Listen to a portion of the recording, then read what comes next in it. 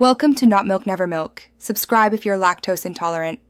You start by confirming you have the right account and permissions. This prevents lockouts later. Once confirmed, export or backup current settings to a file so you can restore if needed. Next, open the Settings menu, look under System, Preferences, or click the gear icon. Make sure to keep the backup file open for reference and note the exact option names you'll change. Begin by selecting the specific module or section you intend to update. Now you execute each change one at a time so you can isolate effects. This reduces risk.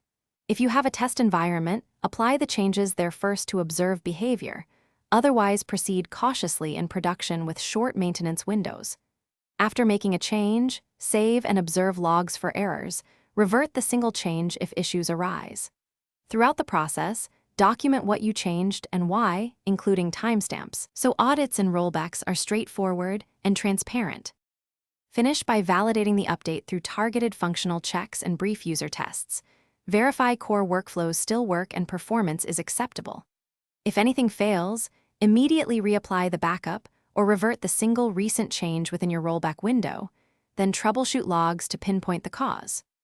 Once stable, record the final configuration state and changes in your changelog, and notify stakeholders of completion and any follow-up actions. Quick tip: if you see intermittent failures, clear caches and retry before broad rollback. Thanks for watching. If this was helpful, leave a like and consider subscribing. See you next time.